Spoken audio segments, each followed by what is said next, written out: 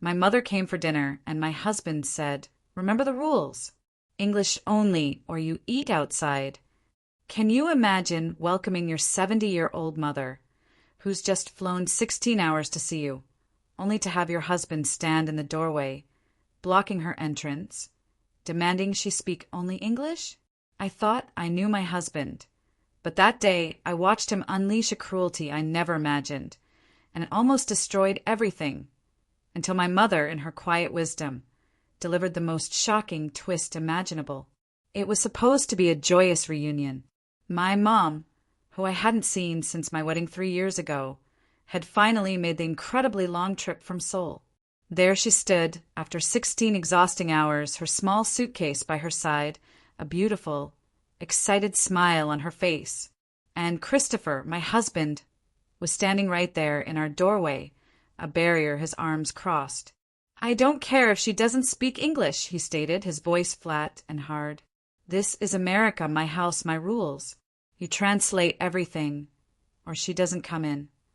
My mom, bless her heart, just kept smiling, utterly oblivious to the venom he was spitting. She didn't understand. She just saw her son-in-law, and she was happy to finally be here. "She's my mother," I pleaded, my own voice tight with disbelief. "She's staying for 2 weeks. You can't honestly expect her not to speak Korean." I tried to move past him, to reach her, to pull her into the warmth of our home, but he physically blocked me. He wouldn't budge. "Then she can stay at a hotel," he retorted, utterly unfeeling. "I told you when we got married, no foreign languages in my home. It's rude and exclusionary. You agreed." He was right. I had agreed, but it wasn't a real agreement, not truly. He'd threatened to call off our entire wedding, just 2 days before the ceremony, if I didn't sign his ridiculous house rules document. I was devastated, heartbroken, and utterly desperate to become his wife. So I signed. I hated myself for it, but I signed. My mother, sensing the tension now, finally asked in Korean, "Is everything okay?" Before I could even open my mouth, Christopher snapped. "Right there. That's what I'm talking about. She could be insulting me, and I'd never know." He turned to my mom, speaking slowly and loudly, like she was deaf instead of Korean. "English. Only English." My mom looked so confused, trying her best with her limited English. Sorry. I no understand." Christopher rolled his eyes dramatically. "Great. 2 weeks of this. Your daughter should have taught you basic English before coming to my country." Our neighbor, Patricia, was getting her mail, watching the whole scene unfold. Christopher noticed her. "Patricia, you understand, right? It's disrespectful when people speak foreign languages in front of you." Patricia looked profoundly uncomfortable. "Chris," she said gently, she's her mother, "let them speak Korean." But Christopher was already on his soapbox, warming to his favorite topic. "This is the problem with America. We're too accommodating. My grandfather came here from Ireland and learned English in 6 months. No excuses." He turned back to my mom, his voice rising. "You want dinner? You speak English. You want to watch TV? English. You want to talk to your daughter? English. Otherwise, you can use the guest house out back." The guest house. It was a converted shed, unheated. And it was November. "You are not putting my mother in the shed, Chris!" I practically screamed, but he just pulled out his phone, already holding up a document. "Our house agreement, Section 3, Paragraph 2. All communication in shared spaces must be in English. You signed this." My mom, tears welling in her eyes, tried to will her suitcase back toward the taxi that was already pulling away. I grabbed her arm. "We're going inside, Mom," I said instinctively, fiercely in Korean. Christopher immediately started counting. "That's 1 strike. 3 strikes, and she's out. I'm serious." He actually showed me his phone. He'd installed some kind of language app that detected non-English speech. "Every violation gets logged," he smirked. He'd been recording us. He'd been recording my mother without her consent. "You've been recording my mother!" I was beyond furious. He just shrugged. My house, my rules. Don't like it? You both can leave, but you're not taking the car. That's in my name. Or the credit cards. Those are mine, too. Good luck getting a hotel with your teacher's salary. My mother understood enough to know we were fighting about her. She tried again in broken English. I go hotel. No problem for you. Christopher clapped, a mocking, condescending sound. See? She can speak English when she tries. Amazing how that works. Just then his mother, Helen, pulled up. She was supposed to join us for dinner. What's everyone doing outside? She asked, bewildered. Christopher immediately switched to his victim voice. Helen, thank God you're here. They're trying to make me feel guilty for wanting English spoken in my own home. You understand, right? When your parents spoke Polish, you made them learn English. Helen got out of her car, her brow furrowed. My parents already lived here for 20 years, Christopher. This woman just arrived, and I never banned Polish. That would be cruel. Christopher's face went crimson. You're taking their side? My own mother. He turned back to my mother and actually started yelling. You want to speak Korean? Fine.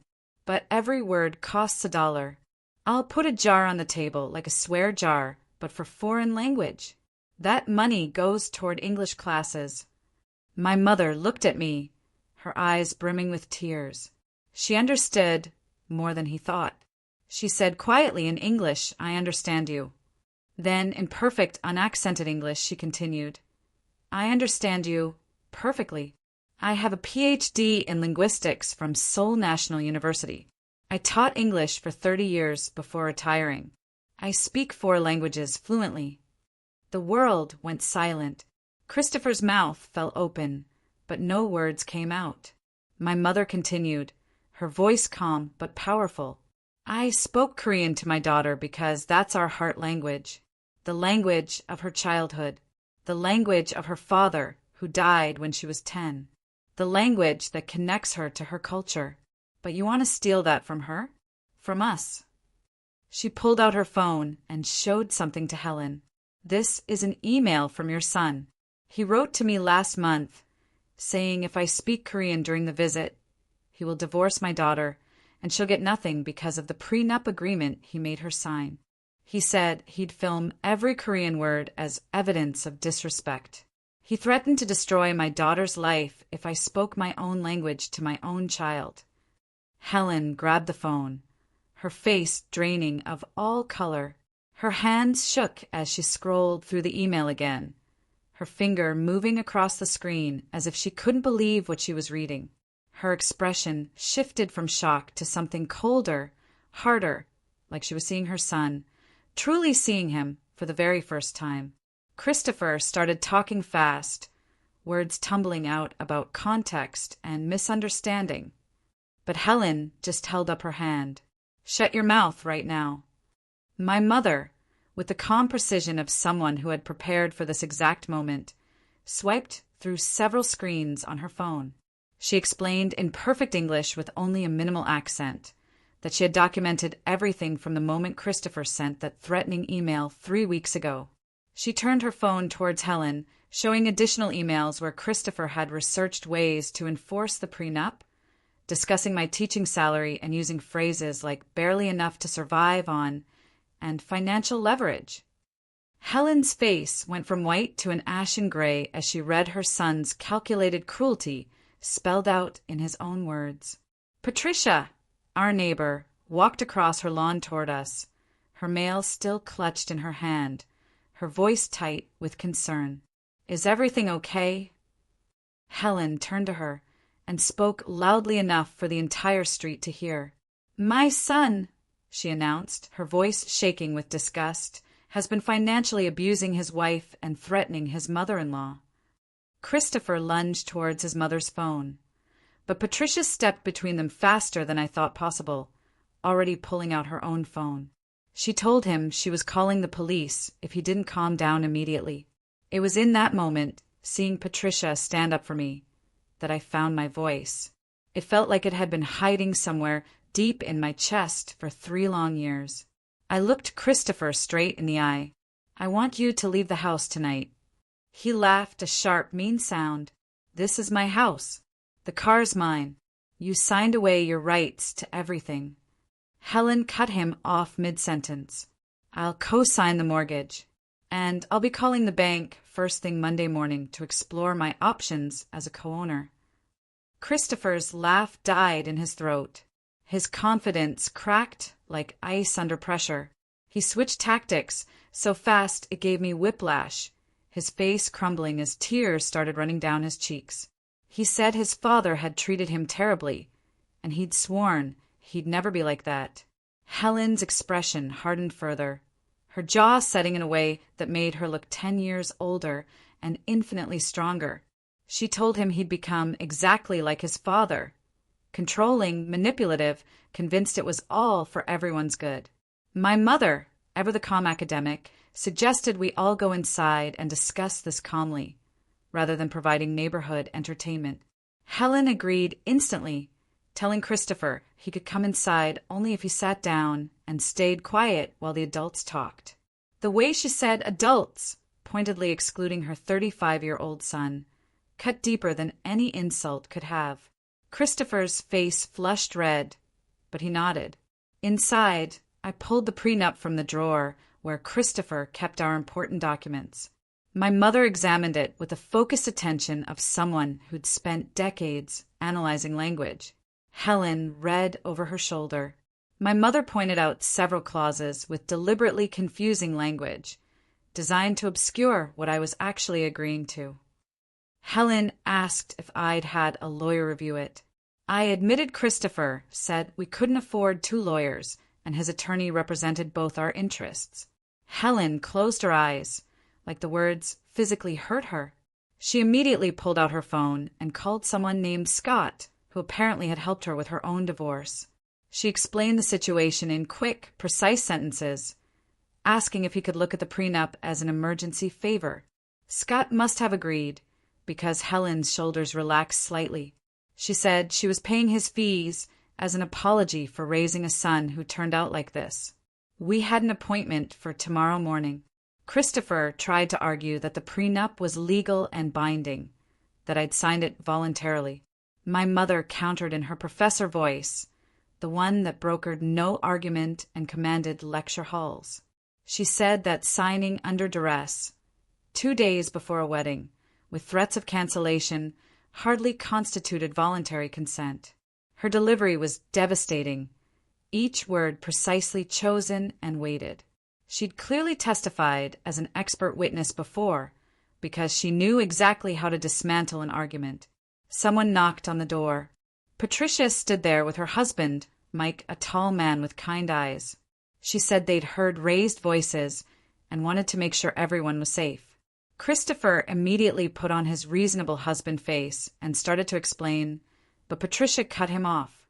She said she'd watched him control me for 3 years, and she was glad someone finally called him out. Mike added, quietly but firmly, that the whole neighborhood had noticed Christopher's behavior and found it disturbing.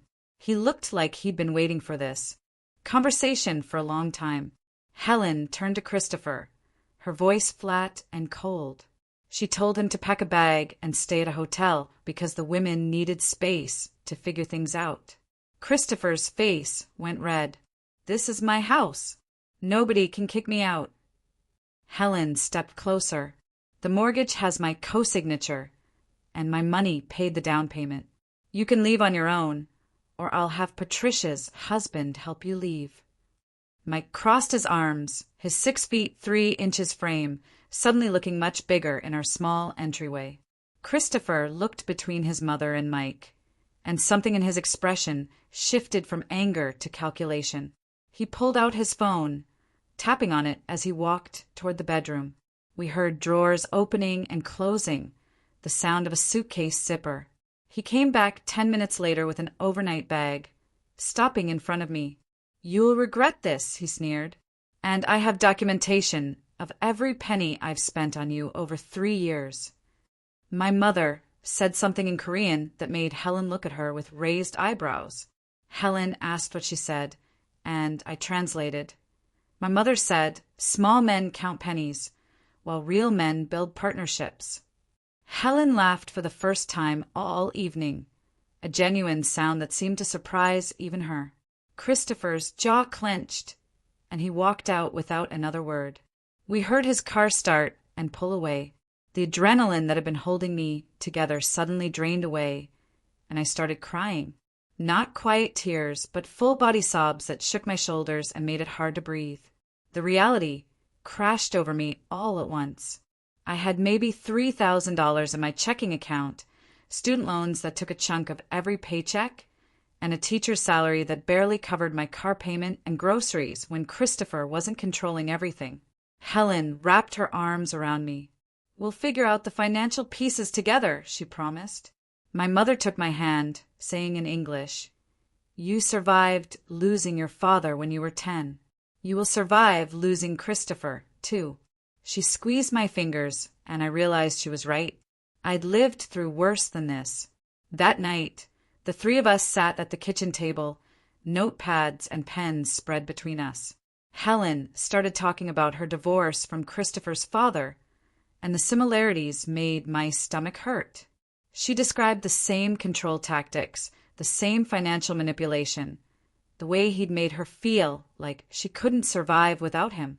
She said the prenup he'd forced her to sign looked intimidating, but she eventually got a fair settlement because several clauses were illegal. My mother shared memories of my father and how, despite dying young, he never once made her feel small or controlled. He celebrated her PhD, encouraged her teaching career, learned Korean cooking so she wouldn't get homesick. Sitting there, listening to these two incredible women, I finally realized I'd been living with abuse, disguised as household rules. Christopher hadn't been protecting his home or his culture. He'd been isolating me and erasing parts of my identity, so I'd be easier to control. The next morning, my phone rang while I was making coffee. It was Veronica, a colleague from school. We'd planned to meet for coffee, and I'd completely forgotten. I answered, my voice breaking immediately. I told her everything in a rush of words that probably didn't make much sense. She stopped me. "My husband Scott is a family law attorney," she said firmly. "I'm coming over right now." I stopped mid-sentence because Scott was the same name Helen had called last night. Veronica had been my colleague for 2 years, and I'd never known her husband could help with exactly this situation. She said she'd be there in 20 minutes. Veronica arrived with a box of pastries and a kind of calm energy that made everything feel slightly more manageable. She looked at my mother and said something in Korean that made my mother's eyes widen. My mother responded, and they had a brief, rapid-fire conversation while I stood there, utterly confused. Veronica turned to me. "My Korean grandmother taught me the language growing up." She smiled, "And I'm glad someone finally stood up to Christopher. I've watched him control you for years, and it's made me so angry." I was stunned by this connection I never knew existed, this whole part of Veronica's life I'd never asked about, because Christopher had trained me not to share anything personal at work. We all drove to Scott's office downtown. His legal team spent 2 hours reviewing the prenup while we sat in a conference room, drinking water from tiny paper cups. Scott finally came back. Several clauses, he explained, were likely unenforceable due to lack of independent counsel, signing under duress, and unconscionable terms.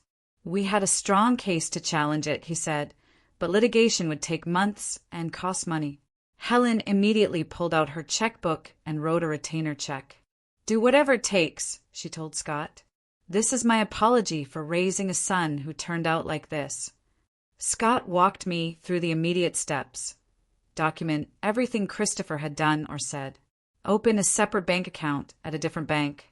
Change all my passwords. Consider a restraining order if Christopher escalated. He drove me to a bank across town that afternoon and helped me open an account in just my name. I transferred my teaching salary there. It felt terrifying and empowering all at the same time. This was the first money Christopher wouldn't have access to in 3 years. The first money that was truly mine. My mother announced she was staying for 6 months instead of 2 weeks. Her visitor visa allowed it, and she said she was using the whole time to help me through this. I tried to protest because she had her life and soul, her friends, her routine. She looked at me, her eyes firm. My daughter's safety is my life right now. Everything else can wait.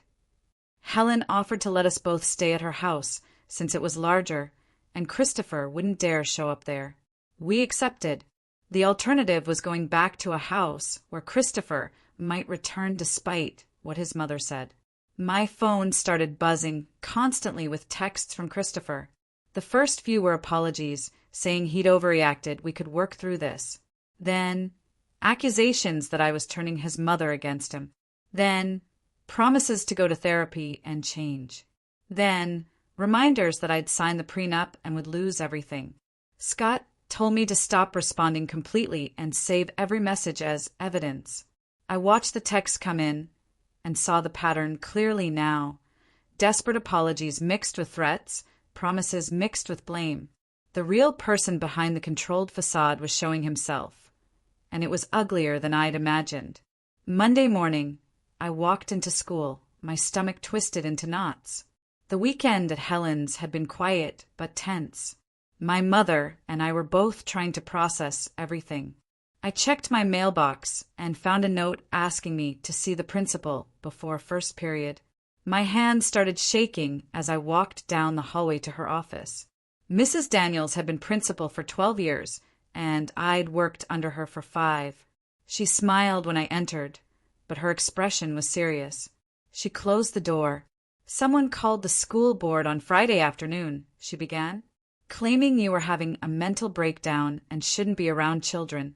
The caller said you were emotionally unstable, going through a divorce and making erratic decisions that put students at risk." Mrs. Daniels said she knew immediately it was nonsense, but the board required her to document the complaint and inform me that someone was trying to damage my reputation. I felt sick. Christopher was already attacking my job, the one thing that gave me independence and financial security. Mrs. Daniels asked if I was okay, if there was anything she needed to know. I took a deep breath and told her I was separating from my husband and he was becoming vindictive. She nodded slowly. She'd suspected something was wrong, she said, based on how controlled I had seemed the past few years. She promised to document everything properly and assured me my job was secure. I thanked her, feeling exposed, but also relieved that she believed me.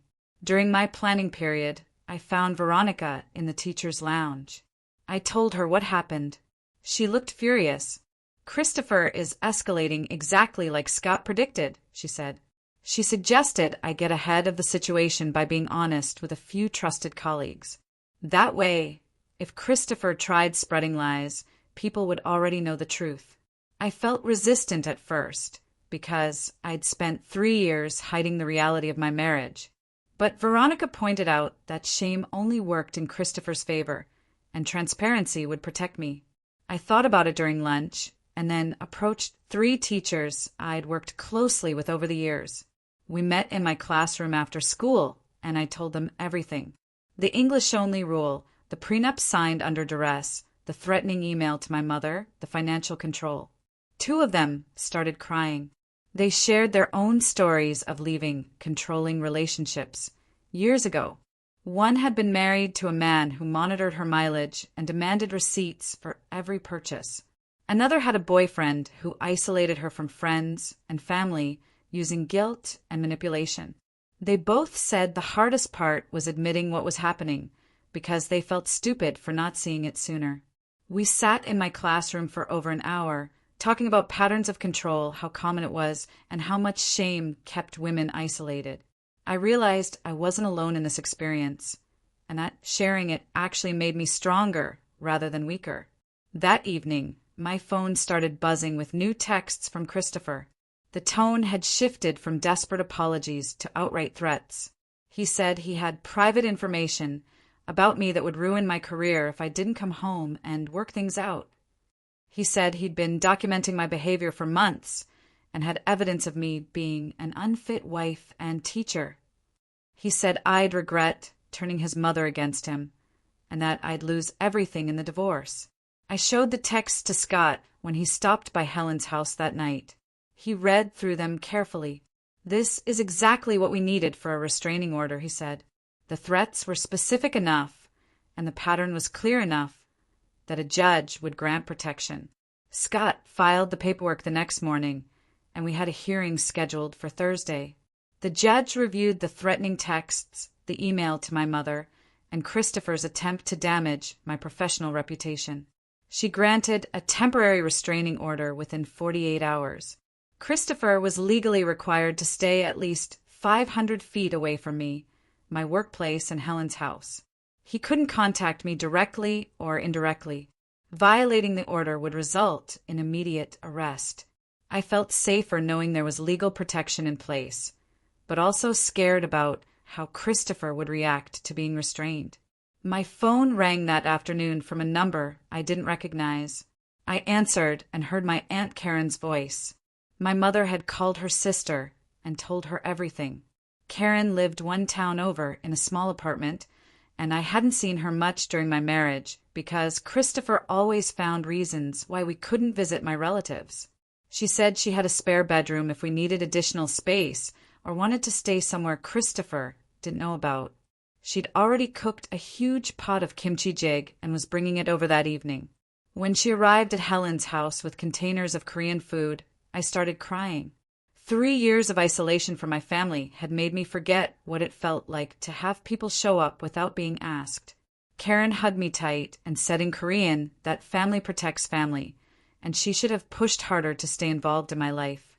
She'd sensed something was wrong, but Christopher had been so good at making excuses and controlling access.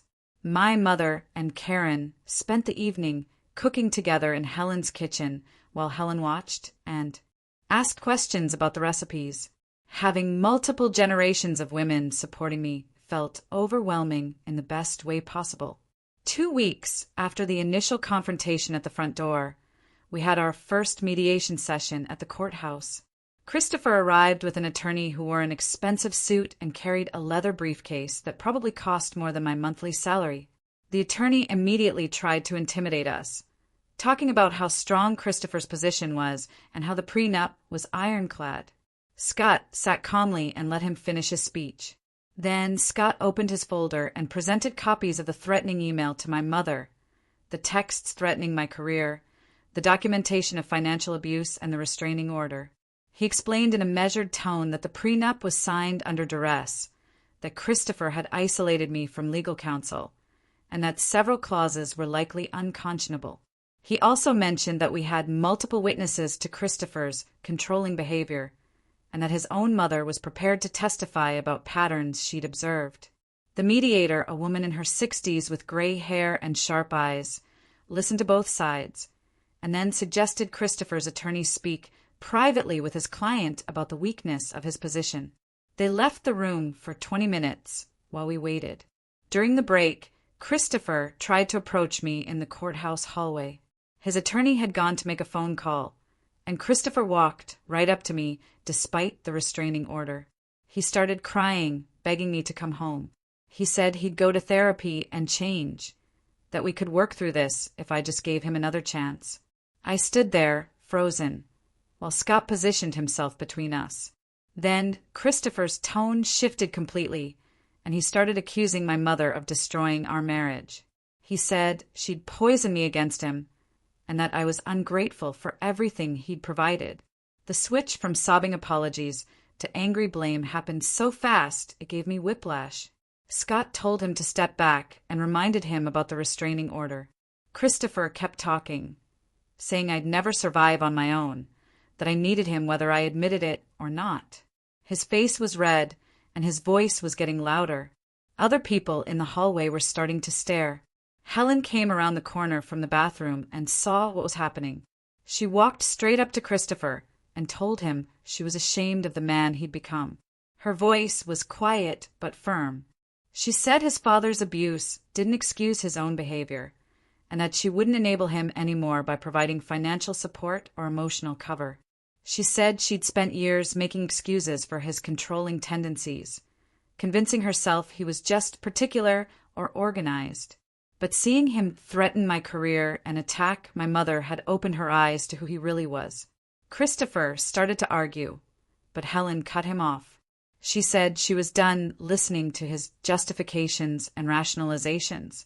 His attorney came rushing back down the hallway and grabbed Christopher's arm, clearly worried about what he might say or do in such a public setting.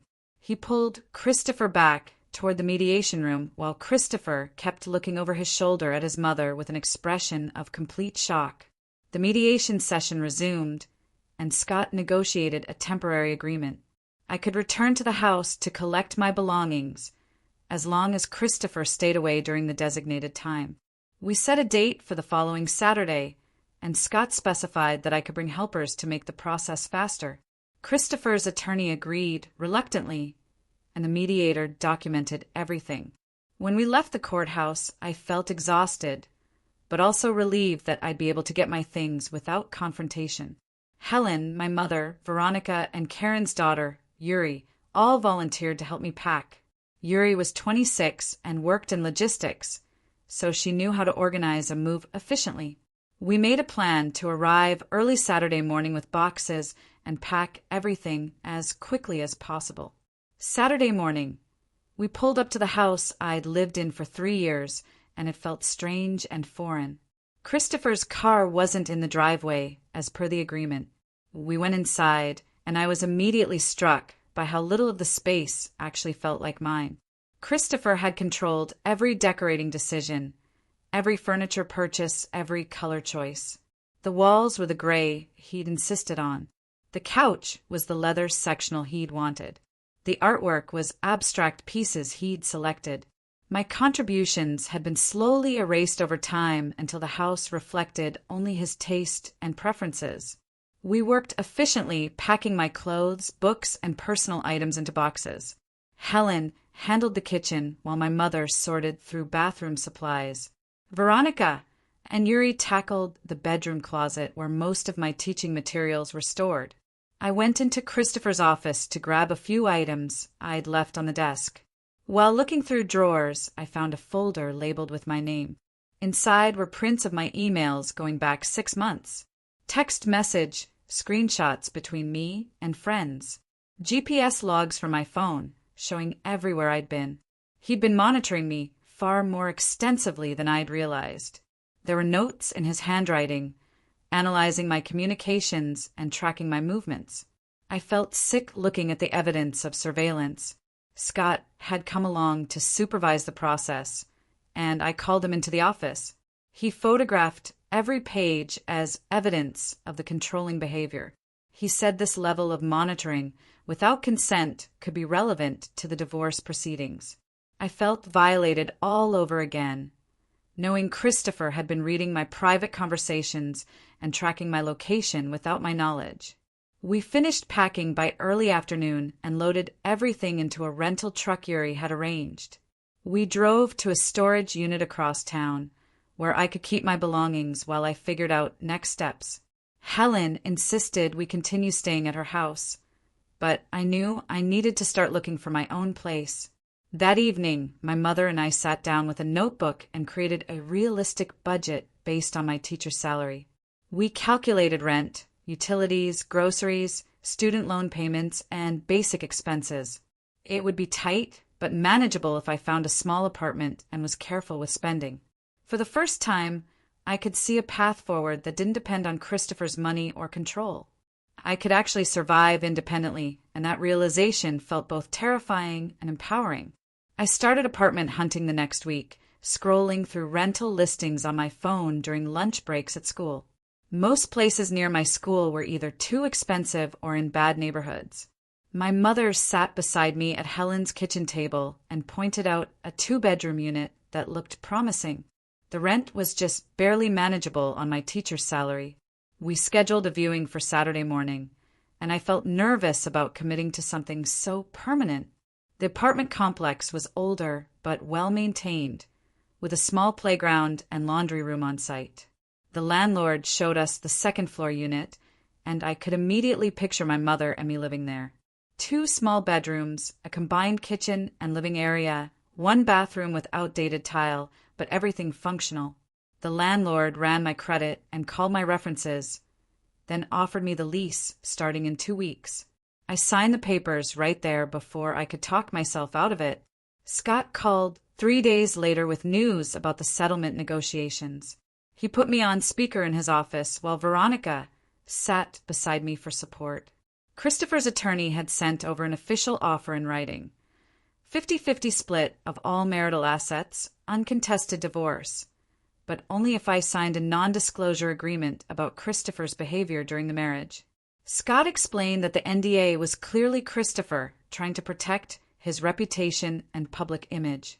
The document would prevent me from discussing the financial abuse, the surveillance, the controlling behavior, or the threatening emails to my mother. Scott said I had significant leverage here because Christopher's behavior was well documented and he knew a court battle would expose everything publicly. I asked what Scott recommended, and he said I should counter with better terms since Christopher obviously wanted this settled quietly and quickly. I spent that evening drafting my counteroffer with Scott's guidance over email. I wanted 60% of the home equity, since Helen's money had funded the entire down payment and I'd contributed to 3 years of mortgage payments. I wanted the car titled in my name instead of Christopher's, since I needed reliable transportation for work. And I absolutely refused to sign any NDA because Christopher could protect his reputation by actually changing his behavior instead of silencing me. Scott reviewed my demands and said they were reasonable given the circumstances and evidence we had. He sent the counteroffer to Christopher's attorney the next morning. My mother announced at breakfast that she wanted to do something productive while we waited for the divorce proceedings. She'd contacted the local community center and offered to teach Korean language classes. The director had enthusiastically agreed and scheduled her for Tuesday and Thursday evenings starting next week. My mother asked if I wanted to be her first student, and I said yes immediately. Veronica overheard us talking about it at school and asked if she could join too. Within days, my mother had 5 students enrolled, including me, Veronica, and 3 other teachers from my school. The first class met in a small room at the community center with folding chairs arranged in a circle. My mother taught us basic greetings and introductions, but she also wove in Korean history and cultural context. She explained how language carries identity and memory, how speaking Korean connected me to my father, who died when I was 10. I felt something shift inside me as I practiced the words I'd been afraid to speak in my own home for 3 years. Veronica struggled with pronunciation, but laughed at her mistakes and kept trying. The other teachers asked questions about Korean culture, food, and customs. My mother glowed with the energy of teaching again after being retired. She told stories about her students in Seoul and her research in linguistics. I realized Christopher had tried to erase this entire part of who I was, and reclaiming it felt like breathing properly for the first time in years. Scott called again 10 days later with Christopher's response to my counteroffer. Christopher's attorney had come back with a revised proposal. 55% equity split instead of 60%, the car titled in my name as requested, and dropping the NDA requirement entirely. Scott said this was actually a reasonable compromise that would avoid expensive and lengthy litigation. He explained that going to court could take months and cost tens of thousands in legal fees, with no guarantee I'd get a better outcome.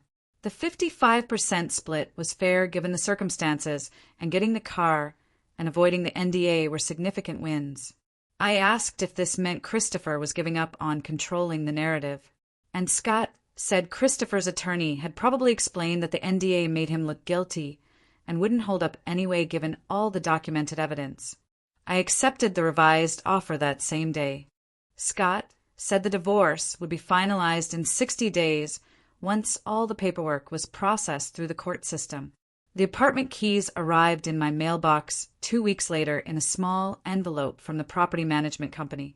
I drove over after school with my mother, and we stood outside the building looking up at the second-floor windows. My mother squeezed my hand and said in Korean that this was the beginning of my real life. We climbed the stairs, and I unlocked the door to the empty apartment. The afternoon sunlight streamed through the living room windows and made patterns on the worn carpet. I walked through each room slowly, touching the walls, opening closet doors, checking cabinet space in the kitchen. This was mine. Nobody could threaten to take it away or use it to control me. I stood in the middle of the empty living room and started crying. But this time the tears felt different. Not fear or grief, but relief mixed with exhaustion. My mother hugged me and said in Korean that this was my space where I made the rules, where I spoke any language I wanted, where I decided who was welcome. We spent the rest of the afternoon measuring rooms and making lists of furniture we needed. Helen arrived with her truck full of basic supplies she'd bought as a housewarming gift. Dish soap, paper towels, cleaning supplies, and a coffee maker. Veronica showed up with takeout, containers of Thai food, and a bottle of wine. We sat on the floor, eating pad thai and talking about paint colors and furniture arrangements. That night, my mother and I slept on air mattresses Helen had lent us, and I felt more peaceful than I had in years. The restraining order was still active, which meant Christopher had to stay at least 500 feet away from me, Helen's house, my school, and now my new apartment. I'd started to relax slightly, thinking maybe he'd finally accepted that the marriage was over. I was teaching my 4th period English class about narrative structure when the school secretary knocked on my door, looking worried.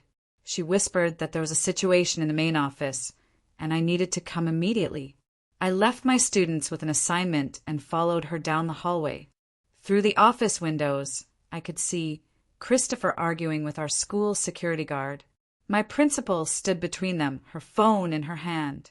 Christopher saw me and started yelling about how I'd turned everyone against him, and he just wanted to talk.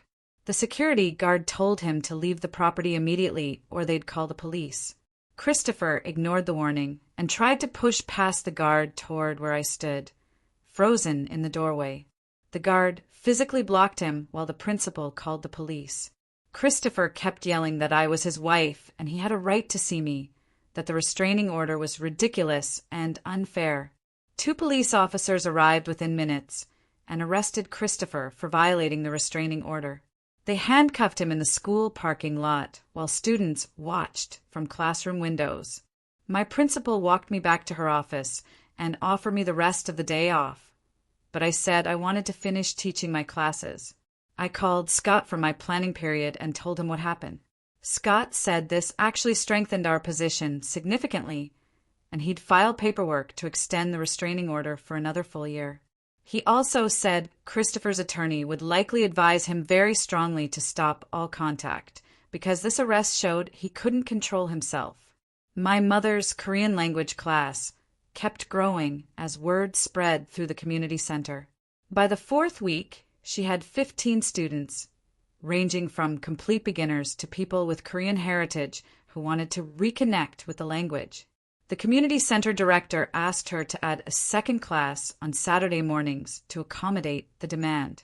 My mother agreed and seemed to thrive on the schedule and structure. She told me over dinner one night that she'd missed teaching more than she realized after retiring. She admitted she was considering staying in the United States, longer term, instead of returning to Seoul. She asked what I thought about her applying for extended residency with my sponsorship.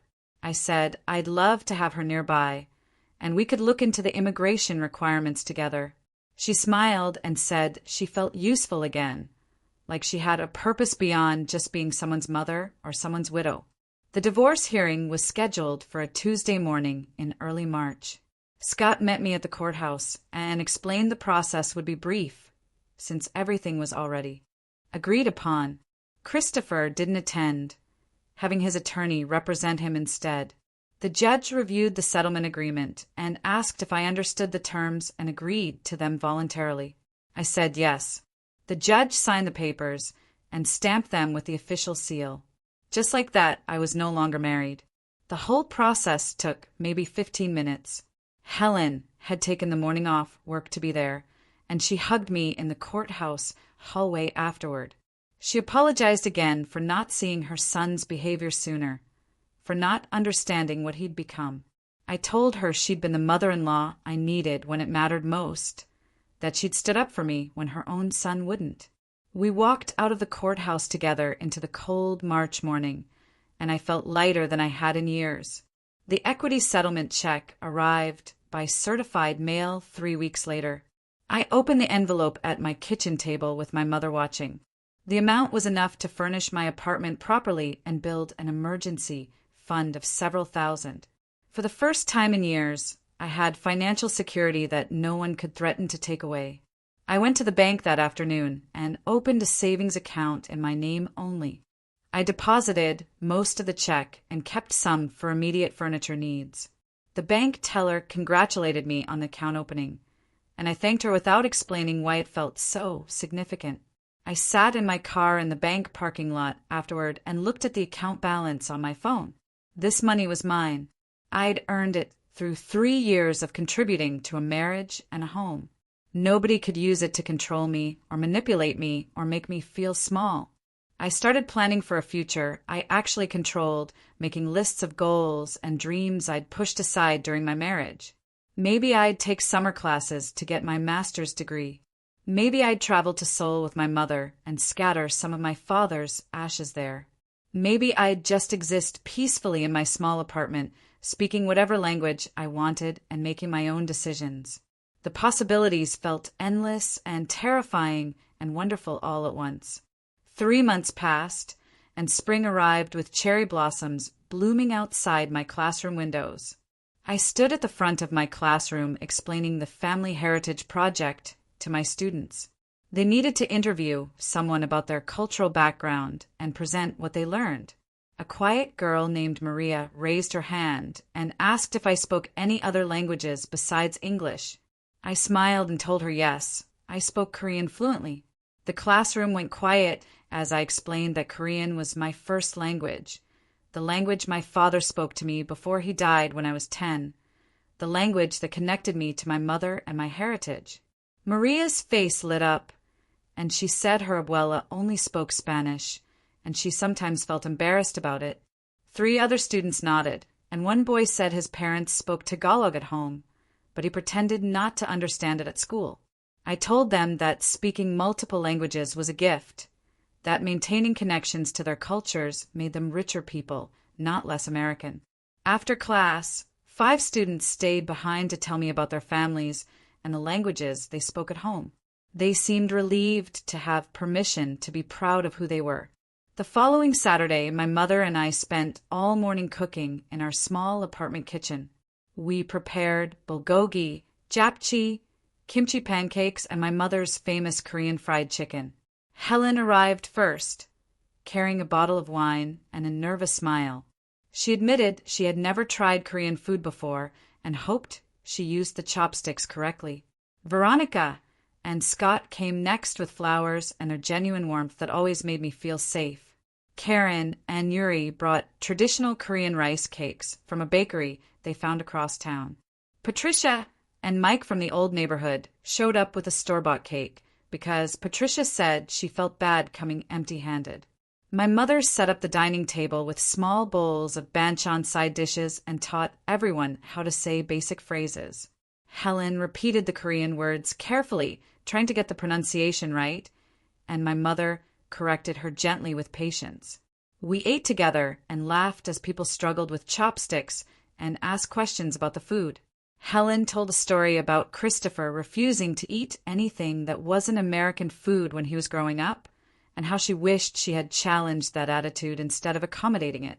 My mother squeezed her hand and said, "We all make mistakes with our children, but what matters is what we do when we finally see clearly." I watched these people who had become my family, sharing food and stories, and I felt something I had not felt in years. I belonged somewhere that accepted all of me. The next week, Helen showed up at my mother's Korean language class at the community center. My mother looked surprised but pleased as Helen took a seat in the front row with her notebook ready. After class, Helen explained that she wanted to understand the culture her son had tried to erase from my life. She said learning Korean was her way of honoring the part of me that Christopher had attacked. Over the following weeks, Helen became my mother's most dedicated student, staying after class to practice pronunciation and asking questions about Korean history and customs. I watched them develop an unlikely friendship, built on their shared experiences with controlling men and their determination to do better FO. The next generation. My mother told me one evening that Helen reminded her of her own mother, who had survived the Korean War and refused to let trauma make her bitter. Helen confided that my mother gave her hope that she could still be useful and relevant, instead of just Christopher's embarrassed parent. They met for coffee between classes and talked about everything from recipes to their late husbands to their regrets about not standing up sooner. I felt grateful that something good had emerged from all the pain. I was shopping for groceries on a Saturday afternoon when I saw Christopher in the produce section.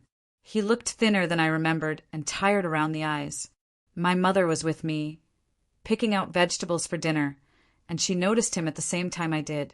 Christopher started walking toward us and opened his mouth to speak.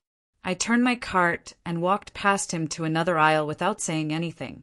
My mother squeezed my hand as we moved away, and she didn't need to say anything because her presence was enough. I heard Christopher call my name, but I kept walking and focused on my shopping list. My mother asked quietly in Korean if I was okay, and I told her yes, I was better than okay. I did not owe Christopher conversation or closure or forgiveness. He was part of my past, and I was building a future without him. We finished shopping and drove home, and I realized I felt nothing when I saw him. No anger or sadness or regret, just emptiness where he used to live in my thoughts. 6 months had passed since I left Christopher, and I woke up one morning genuinely happy. My apartment felt like home, with its mismatched furniture and Korean art on the walls and the smell of my mother's cooking always in the air. My job brought me satisfaction as I watched my students grow and learn to be proud of their identities. My friendships with Veronica, Helen, Karen, and Patricia had deepened into real bonds, built on honesty and mutual support. My relationship with my mother had transformed from parent and child into an adult partnership where we supported each other equally. I still had moments of anxiety when I checked my bank account or worried about making rent or wondered if I could trust people. I was working through those issues in therapy every week with a counselor who specialized in financial abuse and control. Some days were harder than others, but the hard days were getting fewer and the good days were getting better. I was learning to make decisions without fear of punishment and to speak my mind without calculating consequences. I was becoming the person I might have been if I had never met Christopher. My mother announced over breakfast that she wanted to apply for permanent residency in the United States. She said she had built a life here teaching Korean language and culture, and she wanted to stay near me. I felt tears in my eyes as I told her I would sponsor her application, and we could start the paperwork immediately. Scott offered to help with the immigration forms when I mentioned it at our next dinner together. And he said these cases usually took several months, but he was optimistic about approval. My mother's community center classes had expanded to 3 sessions per week, and she had over 30 regular students now. She felt useful again, like she had a purpose beyond just being someone's mother or someone's widow. We talked one evening about bringing some of my father's ashes from Seoul to scatter somewhere meaningful in our new home. My mother said my father would be proud of how I had survived and rebuilt my life. She said he had always worried about leaving us alone, but he would see now that we were stronger than either of us knew. The school year ended in June, and my principal called me into her office. She asked if I would lead a professional development session for teachers on creating inclusive classrooms that honored students' cultural identities. I felt nervous but excited as I agreed, and immediately started planning the workshop. My mother helped me design the content, using her linguistics expertise and her decades of teaching experience. We created activities that helped teachers recognize their own biases and learn strategies for celebrating diversity instead of just tolerating it. The workshop happened in August before the new school year started, and 20 teachers attended.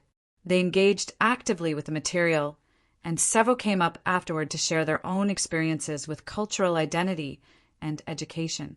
The principal told me the district office heard about the session and wanted me to present it district-wide next year.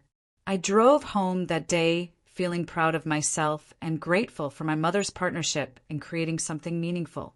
What would have been my 4th wedding anniversary fell on a Tuesday in September. I took the day off work and instead celebrated my 6-month independence anniversary. Veronica, my mother, Helen, Karen, and Yuri came over for dinner that evening. We ate Korean food and spoke whatever languages we wanted without fear or shame. Helen practiced her Korean phrases, and everyone clapped when she successfully ordered more kimchi in halting but correct Korean. Veronica told stories about her own grandmother's immigration experience and how language had been both a barrier and a bridge. Karen shared memories of my father and how he had loved watching me grow up bilingual and bicultural. Yuri talked about her own struggles with identity as a second-generation immigrant and how my story had inspired her to reconnect with her heritage. We raised our glasses and toasted to the family we choose and the strength we did not know we had until we needed it. I looked around at these women who had helped me escape and rebuild, and I knew with absolute certainty that I was exactly where I was supposed to be.